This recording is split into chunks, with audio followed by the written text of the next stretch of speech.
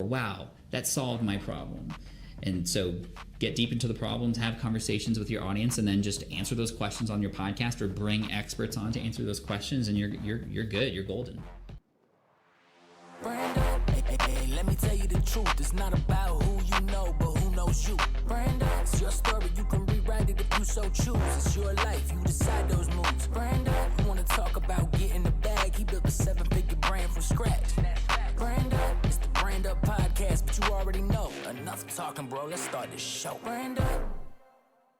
And I love the way that you mentioned that within your talk today, because that really spoke to me. Because oftentimes, like when we talk, like when I talk with my clients, that's usually the biggest thing. Like, all right, let's see what the problem was. The problem that you're solving. Awesome. So somebody launched their podcast. They started to get some momentum, and then the burnout comes in there. Yeah. It's usually 6 months after. It actually is very common. So what do you think? What's the best way for batch producing? Because that's, I guess that would be the thing. It's the same thing with YouTube videos. Like you start doing them and then you realize like, oh crap, if you don't schedule them in one day to do more and then somebody else, like what do you think the batch producing, the perfect, I mean, that is the answer. That is the answer. As much as possible to batch produce, have a very clear schedule in mind so that you know when you are producing those shows. If you have hired help, which I often recommend people start editing their own show at first, but as soon as you can and you're comfortable and you're ready, start handing off some of that busy work to others so you can network and grow your show, market, all that stuff.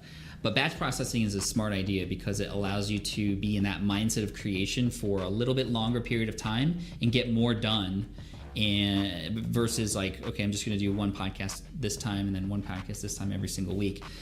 What you don't want to get in is where I was in 2011, which is where I didn't plan my content ahead enough in time, where as soon as I hit publish on an episode, I was immediately in sort of like depression mode, like, okay, I should do another one. What is it going to be about? How am I even going to do this again? Man, this is just a job now. Versus now, I plan a quarter in advance, and right now we're 3 months ahead of schedule, which is really great because then if I go on Tuesdays are my podcast batch recording days, actually. It's very specific. On Tuesday, I wake up that morning, I know I'm recording podcasts. I'm either recording my own show or on somebody else's show. That's it. It's not always perfect, but that's what I plan for.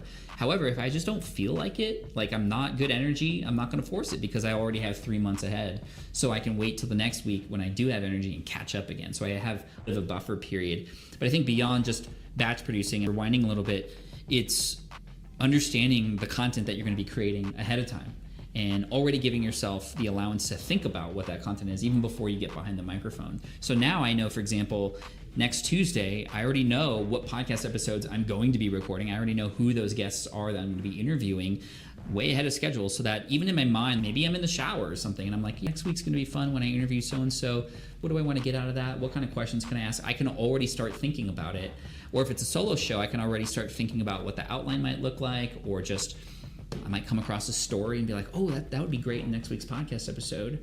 And that way I allow for those freedoms to happen by just being a little bit better with the editorial calendar.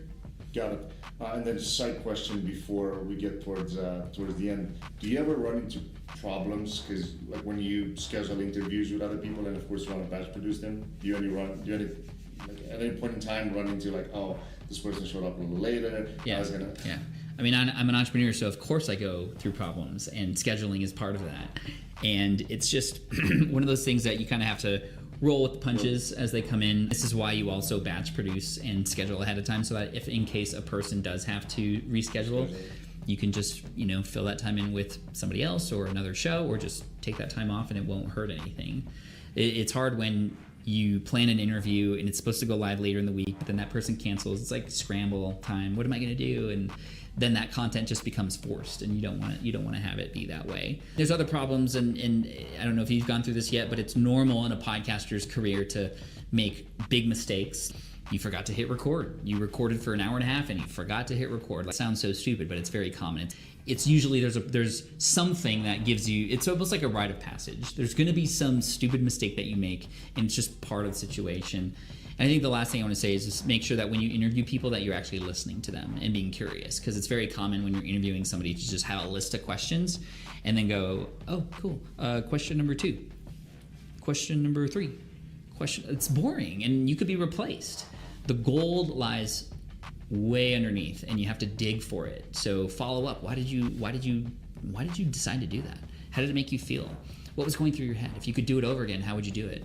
Those are great questions to ask that can get you deep. And the whole point is you want to get that person to tell stories, because when a person's listening on the go, it's that story that transports them from wherever they're at to in their shoes or in your shoes. So tell stories. It's the most amazing thing you can do on a podcast.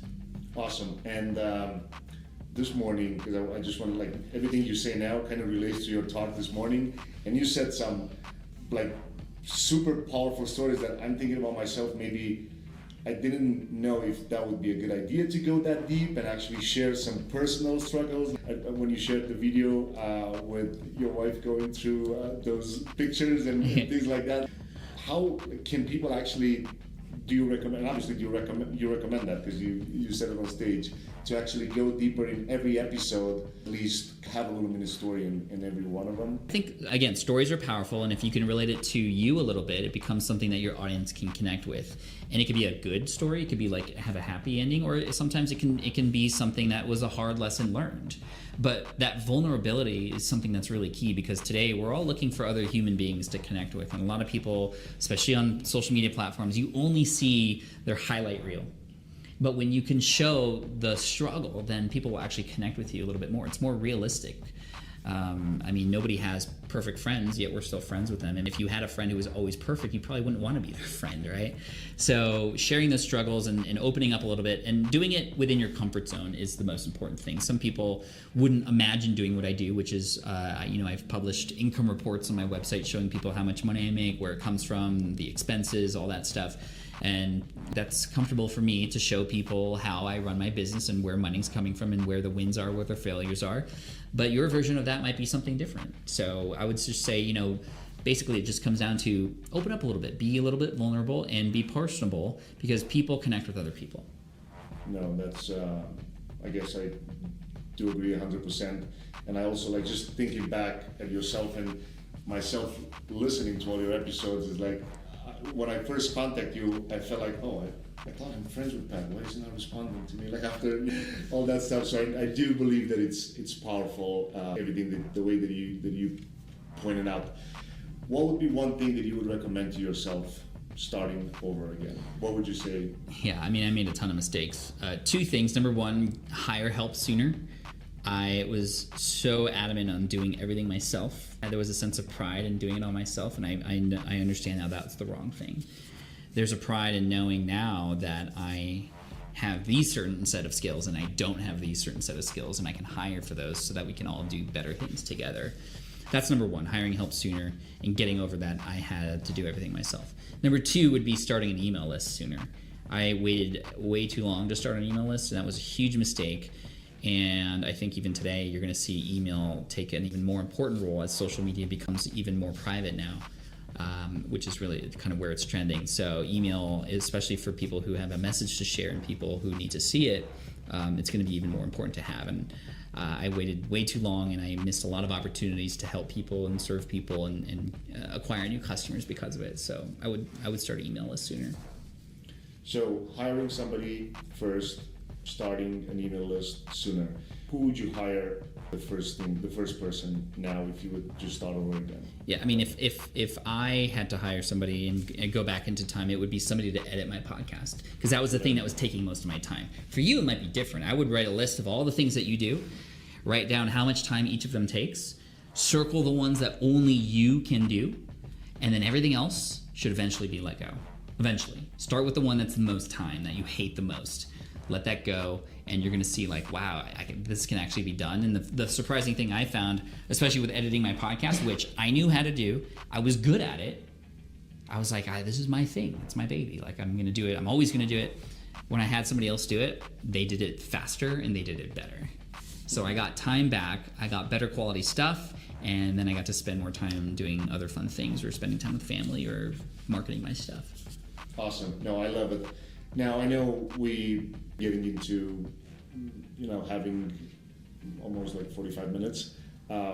If you would be to leave the audience with something Number one tip for somebody that wants to start their podcast now, what would you say would be? Don't wait. I waited 1.5 years from the day I said I was going to start a podcast to the day I published my first episode. 1.5 years. It was because I was so worried about what people were going to say about my voice. Is there anybody that's going to listen? None of that stuff. It was all in here. It was all in here. And the only way that I got over my fear was to get started. There was no right time or magical moment. I just started. And my first episode's terrible. I hate going back to them and listening to them because I sound so timid, so just lost. But you have to get through the messy stuff in order to get to the really great stuff. I think it was actually John Lee Dumas who said you have to be a disaster before you become the master. And so be a disaster, fail fast, and just learn as you go. And there's a lot of great resources out there, whether you check out my stuff or anybody else's stuff. You can check me out on YouTube as well. There's people there that can help you cut through all that, all the noise and find the right answers to get you up and running sooner, because guess what? People need you. There are people out there who are going to the gym or commuting, not educating themselves about whatever it is that you have to offer, and they should be listening to you, and they have the time to do it. And a podcast is a powerful platform to make it so, but they're not going to listen to you if you keep being scared about it. And not putting yourself out there. Awesome. Again, thank you so much for taking the time to do this with us today. Brand up.